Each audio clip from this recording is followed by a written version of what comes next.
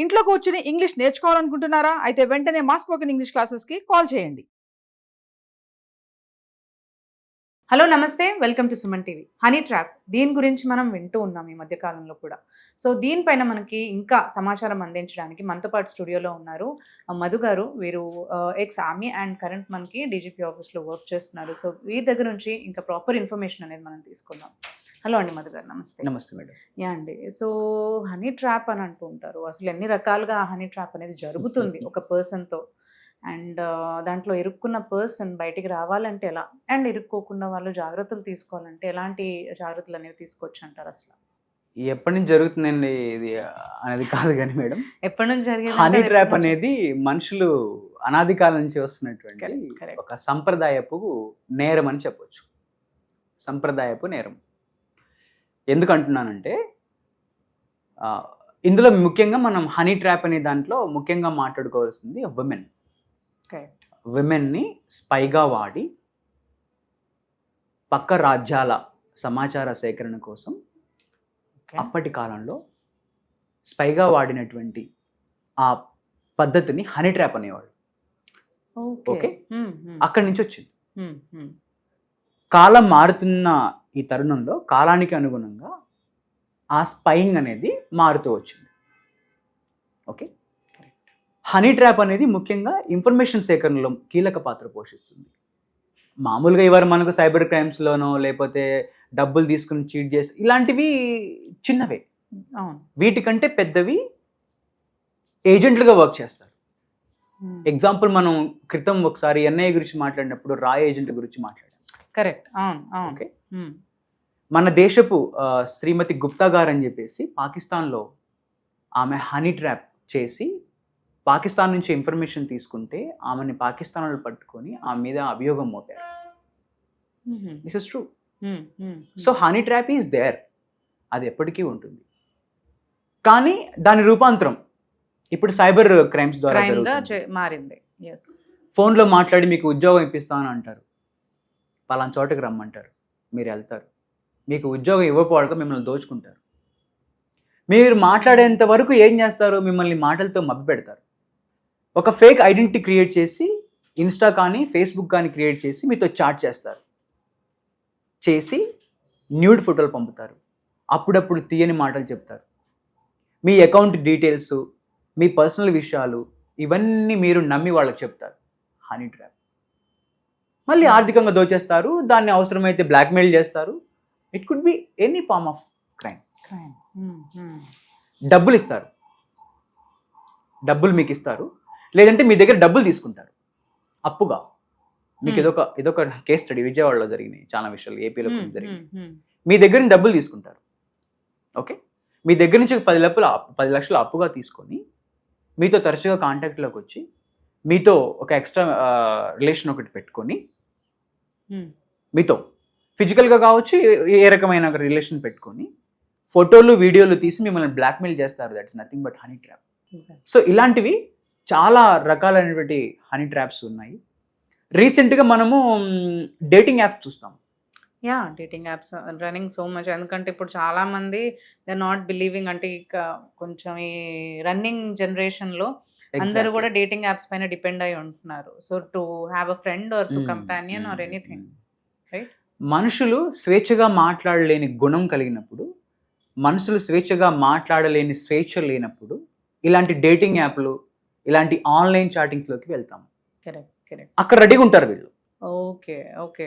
Honey trap మళ్ళీ same dating యాప్లో పరిచయం అవుతారు, మీతో తిరుగుతారు, తింటారు, తాగుతారు, మీ వీడియోలు తీస్తారు, బ్లాక్మెయిల్ స్టార్ట్ చేస్తారు, ఐ నీడ్ మనీ అంటారు. సో ఇట్లా మ్యాట్రిమనీ. ఓకే, అంటే లాంగ్ ప్రాసెస్ కూడా ఉంటుంది, ఇన్స్టెంట్ ప్రాసెస్ కూడా ఉంటుంది. ఎగ్జాక్ట్లీ అండి, ఖచ్చితంగా ఉంటుంది. అండ్ ఇది దాన్ని ఏమంటారు, మ్యాట్రిమనీస్ ఏం తక్కువ కాదు. మ్యాట్రిమోనీస్ లో కూడా ఇది రన్ ఎగ్జాక్ట్లీ మ్యాట్రిమోనీస్లో కూడా సేమ్ థింగ్ జరుగుతుంది. పెళ్లి చూపులను వెళ్తారు. పెళ్లి చూపుల కంటే ముందు ఇవాళ రేపు సంప్రదాయం ఏంటంటే అమ్మాయిల అబ్బాయిలు కలుసుకుంటారు, మీకు తెలిసిందే.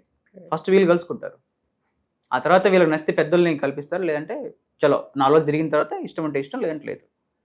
సో మళ్ళీ సేమ్ ఎక్కడి నుంచి వీళ్ళు మొదలు పెడతారు, from the date chatting Kanchi evidence మొత్తం దగ్గర పెట్టుకొని మరి ఈ బ్లాక్మెయిల్ బాధితులు, ఈ హనీ ట్రాప్ బాధితులు ఏం చేయాలి?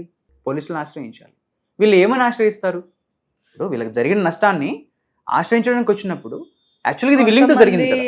కొంతమంది ఏంటంటే పరువు పోతుందనో, నామూషి ఫీల్ అయ్యో, ఫ్యామిలీ మెంబర్స్ కి తెలుస్తుందనో, లేకపోతే వాళ్ళ పర్సనల్ సైడ్ ఇంకా బయట పెట్టాల్సి వస్తుందేమో అని చెప్పేసి ఆగిపోతూ ఉంటారు. సో ఆగిపోతారు. బయట పెట్టరు, భయపడిపోయి వీళ్ళు అడిగిందల్లా ఇచ్చేస్తూ ఉంటారు. 100లో 80% మాత్రమే ఇలాంటి వాళ్ళు ఉంటారు బయటికి పోకుండా. ఓ ఒక 20 మాత్రం వచ్చి ధైర్యంగా కంప్లైంట్ ఇస్తారు. అప్పుడు మీరు చూస్తుంటారు కిలాడీ లేడీ అని వస్తుంటుంది టీవీలో, న్యూస్లలో మీరు చూస్తుంటారు. కిలాడీ లేడీ ఇంతమందిని ట్రాప్ చేసింది, అంతమందిని ట్రాప్ చేసింది అని ట్రాప్. ఓకే, సో ఇదంతా ఏంటంటే మేడం, ఇందులో ఆర్థికపరమైన నేరం ఉండొచ్చు, సామాజిక పరమైనటువంటి నేరం ఉండొచ్చు, ఒక data collection, information collective purpose నేరం ఉండొచ్చు. ఫర్ ఎగ్జాంపుల్ మన ఇండియన్ ఆర్మీ ఆఫీసర్లు కొంతమంది, బిఎస్ఎఫ్ ఆఫీసర్లు కొంతమంది హనీ ట్రాప్కి గురయ్యారు పోయినసారి.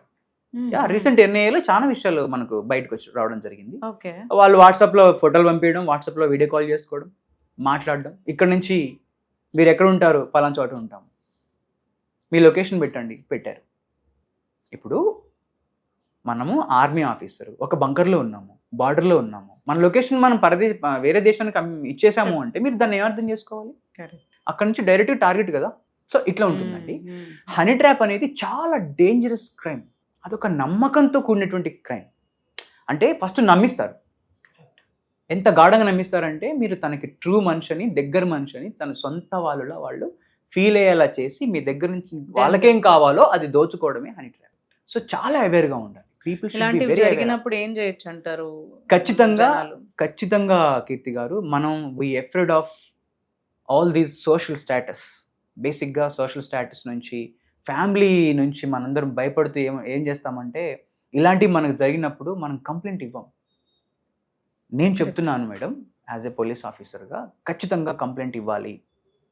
మీకు జరిగిన అన్యాయాన్ని మీరు బయట పెడితేనే నలుగురికి తెలుస్తుంది. ఆ నలుగురిలో ఒక 2-3 అలర్ట్ అవుతారు. ఒక్కరిని ఆపినా చాలు మనం క్రైమ్ నుంచి. ఒక్కరికి జరగకుండా మనం ఆపగలిగితే అది మనకి పెద్ద సక్సెస్. ఆ మనిషి ఇంకొకరిని ఆపుతాడు. కరెక్ట్. ఇలా జరిగిన తర్వాత, కంప్లైంట్ ఇచ్చిన తర్వాత వాళ్ళకి ఏమైనా శిక్షలు వేసే, అంటే పట్టుబడతారంటారా? వాళ్ళని పట్టుకోవడం కానీ లేదంటే పనిష్ చేయడం కానీ జరుగుతుందా? ఖచ్చితంగా పనిష్మెంట్ ఉంటుంది. దానికి రిపీటెడ్ క్రైమ్కి వేరే శిక్షలు, దానికి వేరే sections. Law will take care of every crime. మీరు చేసిన ప్రతి నేరాన్ని తప్పకుండా చట్టం శిక్షిస్తుంది. కాకపోతే సకాలంలో మీరు స్పందించాలి. నేరం జరిగిన వెంటనే మీరు స్పందించగలగాలి. స్పందించి మీరు టెక్నికల్గా, మీరు తెలివితేటలతో కొంచెం మీరు అలర్ట్గా ఉండి ధైర్యంగా ఉండగలిగితే మీ పట్ల జరుగుతుంది. నేను first of all honey trap కాకుండా చూసుకోవాలి. అసలు మనకు ఈ సందేశం పంపిస్తుంది ఎవరు? మనకు ఫ్రెండ్ రిక్వెస్ట్ పంపించింది ఒక అమ్మాయి. ఎందుకు పంపించింది? కొంతమంది అవన్నీ ఆలోచించారు. సాధారణంగా మేల్ ఫీమేల్ రిలేషన్లో క్రాస్ ఏదైతే ఈ రిలేషన్ ఏదైతే ఉంటుందో, ఈ మేల్ ఫీమేల్ రిలేషన్లో ఎక్కువ మేల్ అడ్వాన్స్ ఉంటాడు. కొంచెం స్త్రీని దగ్గర అవ్వడానికి చూసే విషయంలో పురుషుడే ముందడుగు వేస్తాడు. స్త్రీ ముందడుగు వేసిందంటే మీరు అర్థం చేసుకోవాలి అది ఏ రకమైనటువంటి ఇది అంటే ఉద్దేశం. అంటే అలా తప్పుగా తీసుకోవాల్సిన అవసరం లేదు. ఎందుకంటే everybody has that freedom to right to express. వాళ్ళు ఎక్స్ప్రెస్ చేయొచ్చు, కానీ you must be aware of that. ఆమె ఎవరు, ఆమె బ్యాక్గ్రౌండ్ ఏంటి, అవన్నీ కూడా చెక్ చేసుకోవాల్సిన బాధ్యత మన పట్లే ఉంటుంది. ఏ మాత్రం సస్పీషియస్ అనిపించినా, మీకు సస్పీషియస్ అనిపిస్తే వెంటనే మీరు డయల్ 100కి కాల్ చేయొచ్చు, 1930 కాల్ చేయొచ్చు. ఇలా చాలా పోలీస్ హెల్ప్ లైన్ నెంబర్లు ఉన్నాయి, వాళ్ళ SHO నెంబర్లు ఉన్నాయి, పోలీస్ స్టేషన్ నెంబర్లు ఉన్నాయి. ఒక్కసారి మీరు ఫోన్ చేసి మాట్లాడితే చాలా ఈజీ అయిపోతుంది. So thank you so much Madhu గారు for sharing all this information with us. Thank you madam.